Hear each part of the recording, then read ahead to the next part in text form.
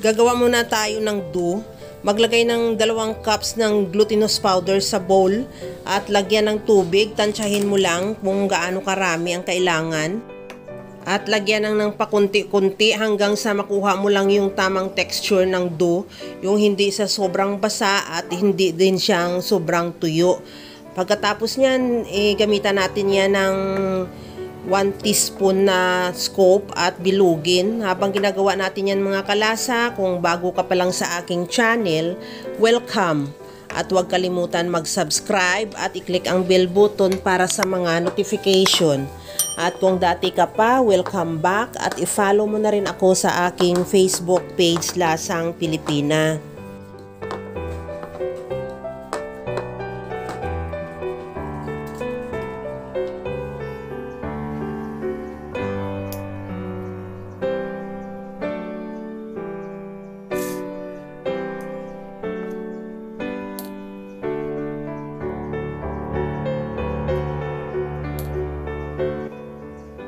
Pagkatapos natin yan bilugin, set aside muna. Lutuin ko na rin muna yung ham. Maglagay ng kunting mantika sa kawali at lutuin yung ham hanggang sa mag-brown. Pagkatapos niyan, tanggalin muna ulit din sa kawali at ilagay sa bowl at i-set aside.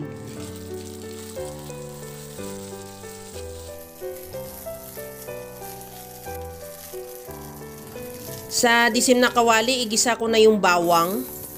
Ihalo lang hanggang sa mag-brown o maglabas ng aroma. Isunod ko na rin ilagay yung sibuyas. Ganun lang din, ihalo lang din hanggang sa maluto yung sibuyas o mag-translucent. Ilagay ko na rin yung chicken thigh na binunlis ko, hiniwa ko lang ng maliliit. Ihalo lang din hanggang sa maluto o mag-iba na rin ng kulay yung chicken.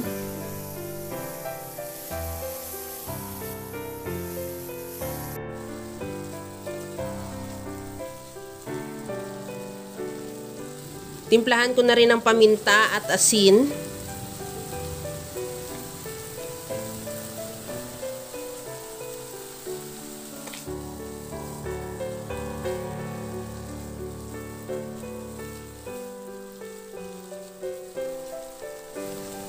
At ilagay ko na yung kamote. Pwede din patatas ang ilagay mo. Sa akin masarap, mas gusto ko yung kamote dahil medyo manamis-namis na siya. At kunting halo lang, isunod ko na rin ilagay yung carrots.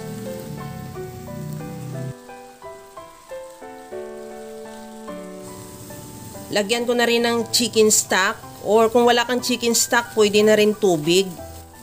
At takpan hanggang sa maluto lang yung kamote at carrots. Sa puntong ito, ilagay ko na yung bilo-bilo. Ilagay lang natin yan hanggang sa lumutang. Pagkalutang yan, ibig sabihin, luto na.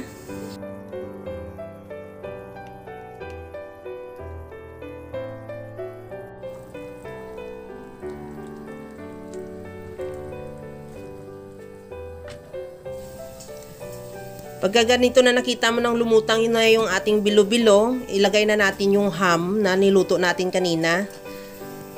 At maglagay na rin ako dyan ng cream of mushroom. Tunawin ko lang din yung cream of mushroom sa evaporated milk. Pwede rin kung wala ka, tubig na lang, pero mas masarap pag sa evaporated milk mo na dahil mas ma-creamy yung ating sabaw pagka may gatas. At ihalo lang ng bahagya at ilagay ko na rin yung tira ng ating gatas or evaporated milk. Bali isang malaking lata yan. At pagkatapos nyan, ilagay ko na rin yung cabbage o repolyo.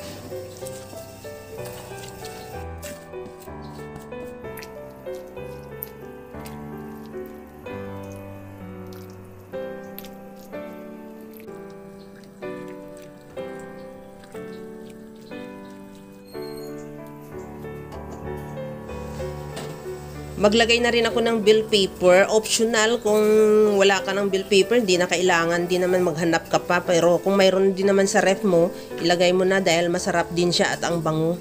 Pagkatapos niyan, kunting halo lang din. At tikman ko na rin kung okay na yung timpla niya, saka natin ilagay yung ating malunggay. Ihalo lang din hanggang sa maluto yung malunggay at ready to serve na yan yung ating napakasarap na bilo-bilo soup. Kaya mga kalasa, kung nagustuhan mo yung ating video, please like na lang at pakishare na rin sa inyong mga friends. At kung bago ka pa lang sa aking channel, subscribe na at i-click mo na rin ang bell button para sa mga notification. Okay na tong ating napakasarap na soup na bilo-bilo. Ilipat na lang natin yan sa ating serving bowl. At ready to serve na. Kaya mga kalasa, gawa ka na rin dahil sa sobrang simple at napakadali niya lang lutuin. Kagaya lang lagi sa sinasabi ko na wala namang hindi marunong magluto basta sa simpleng paraan lang. Hanggang sa muli mga kalasa, thank you for watching. Bye-bye!